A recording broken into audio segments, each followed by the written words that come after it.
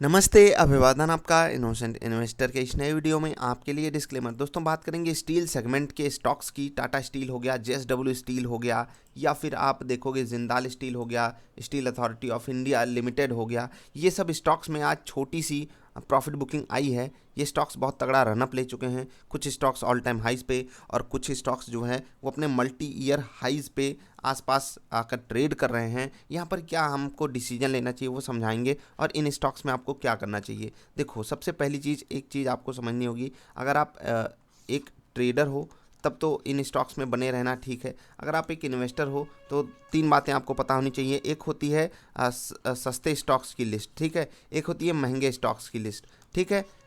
एक होती है महंगे स्टॉक्स की लिस्ट और एक होती है सिक्लिकल, एक मिनट, एक होती है सिक्लिकल स्टॉक्स की लिस्ट, राइट। अब सिक्लिकल स्टॉक्स की लिस्ट में ही आते हैं ये स्टील सेगमेंट वाले स्टॉक्स। इसका सिक्लिकल स्टॉक से मतलब क्या है कि एक समय आता है, 1-2 साल का, 3 साल का, जिसमें ये ऊपर जाएंगे और उसके बाद अगले 2-3 सालों तक ये साइडवेज रहेंगे या डाउन ट्रेंड में रहेंगे। फिर से एक समय आएगा, फिर से ऊपर जाएंगे, फिर से यही चीज़ आती है, डाउन साइड ट्रेड करेंगे या फिर एक रेंज में बंध जाएंगे। जैसे कि आप स्टील सेगमेंट को ही देख लो। मैं आपको एक मिनट वीकली कैंडल पे लेकर आऊँगा और चीज़ों को दिखाने की कोशिश करूँगा, तब आप बेटर अंडरस्टैंड कर पाओगे। आप देखिए 2018 के आसपास इनका हाई कितना बनता है, आप देख लीजिए। क्लोज टू यही हाई बनता है जो अभी बना हुआ है। ध्यान से देखिएगा, 750 पौने 800 रुपये के आसपास का हाई था टाटा स्टील में। उसके बाद एक क्लियर डाउन ट्रेंड, आप ट्रेंड लाइन भी ड्रॉ कर सकते हो। उसके बाद हमको मिलता है यहाँ कहीं ब्रेकआउट, ठीक है। ब्रेकआउट मिलता है और फिर स्टॉक भाग जाता है। ये हो गए टेक्निकल पैरामीटर्स। अब फंडामेंटल कारण क्या होता है स्टॉक के भागने का? सबसे बड़ा कारण होता है डिमांड, और ये सबसे ज़रूरी चीज़ है किसी भी स्टॉक में। अगर मोमेंटम आना है तो जो उसके पीछे की डिमांड है, चाहे कस्टमर की डिमांड हो, चाहे इंडस्ट्री की डिमांड हो, ये सब जब बढ़ेगी तभी एक स्टॉक में बढ़िया मोमेंटम आता है। जैसे कि अभी होम लोन जो है, इसकी डिमांड काफ़ी तेज़ी से बढ़ी है। क्यों? क्योंकि इंटरेस्ट रेट जो है वो सरकार ने कम किया है। अब सोचो कि एंड यूज़र आएगा तो इंटरेस्ट लोन लेने, लेकिन फ़ायदा किसको होगा? एनबीएफसीज को होगा, बैंक्स को होगा। क्यों? क्योंकि सरकार ने उनको छूट दी है। जनता पागल की तरह आएगी लोन लेने। इनडायरेक्टली कंपनियां तो अपना जो कमीशन है वो तो कम करेंगी नहीं।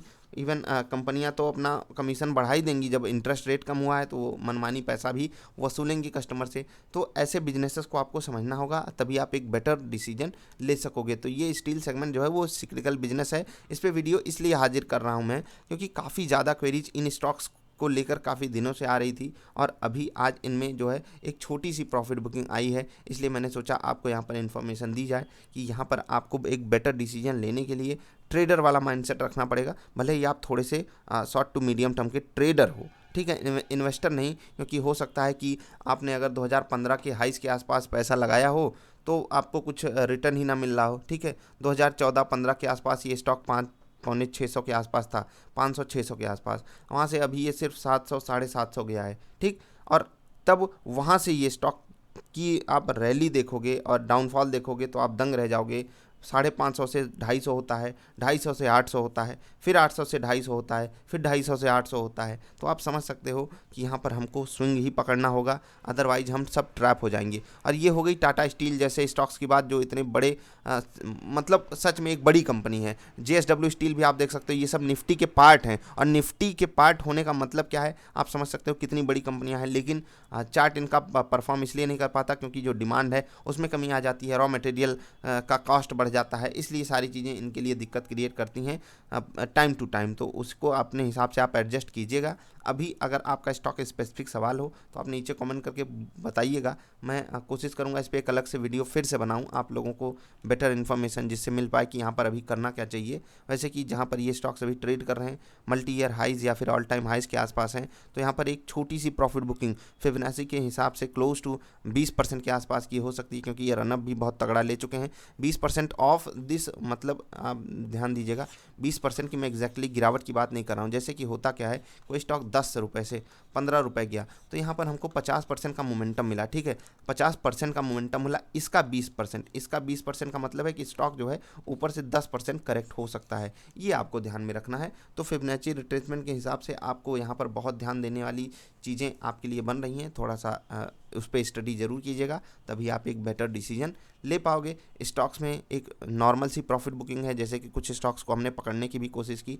सेल जैसे कि यहाँ पर OFS आया था, स्टॉक गैप डाउन किया, उसके बाद भी बाजार के साथ गिरा था, तो यही वो जोन थी जहाँ पर हमने आपको लेने के लिए बोला था, क्योंकि हमको पता था कि जब इनके पीयर्स भाग रहे हैं और ये स्टॉक हमको इंडस्ट्री से सस्ते पी मतलब सस्ते वैल्यूएशन पे, प्राइस टू अर्निंग रेशियो पे मिल रहा है। दूसरी चीज़, आप बुक वैल्यू देखोगे तो भी दंग रह जाओगे, सरकार का OFS देखोगे, OFS का सब्सक्रिप्शन देखोगे, तो ऐसे ही समय आपको पकड़ना है, क्योंकि यहाँ से अगर आप 25-30% का रिटर्न पा जाते हो, वो बेस्ट केस सिनेरियो होगा। अब आप गलत जगह आकर फंस जाओगे तो कुछ कहा नहीं जा सकता। अगर आपको ब्रेकआउट ट्रेडिंग करनी है, 80-82 के ऊपर ही लेना है और वहाँ पर स्टॉप लॉसेस को स्ट्रिक्ट रखना है। यहाँ पर आपको स्ट्रिक्ट स्टॉप लॉस रखने की कोई ज़रूरत नहीं थी, क्योंकि डाउनसाइड रिस्क पहले से ही बहुत कम था। तो ऐसे मोमेंटम आपको कैप्चर करने चाहिए।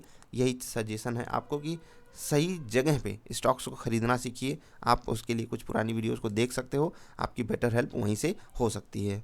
तो आज की प्योर जो गिरावट आ रही हो केवल और केवल प्रॉफिट बुकिंग है, कुछ खास है नहीं न्यूज़। थोड़ा बहुत न्यूज़ जो आ जाती है ना कि कुछ कंट्री रॉ मटेरियल का कॉस्ट बढ़ा देती हैं, तो वो एक सेंटिमेंटल न्यूज़ है, क्योंकि ब्रॉड बेसिस पे ब्रॉडर मार्केट में अगर आप जाकर चीज़ों को समझने की कोशिश करोगे तो ओवरऑल सिचुएशन में रॉ मटेरियल की कॉस्ट कम हुई है, डिमांड बढ़ी है, कंपनियां अपना मार्जिन बड़े लेवल पे बढ़ाकर बैठी हुई हैं। आने वाले समय में रिजल्ट में भी ये चीज़ें हमको और अच्छे से दिखाई देंगी कि कंपनियां जो हैं वो अपनी प्रॉफिटेबिलिटी बहुत तगड़े से बढ़ाई हुई हैं। आपने पिछले बार जो रिजल्ट आया इस बार वाला, उसमें देखा है कितना बेहतरीन रिजल्ट कंपनियों ने पेश किया। आने वाले समय में और बेटर रिजल्ट की एक्सपेक्टेशन है, तो मोमेंटम तो कंटिन्यू रहेगा।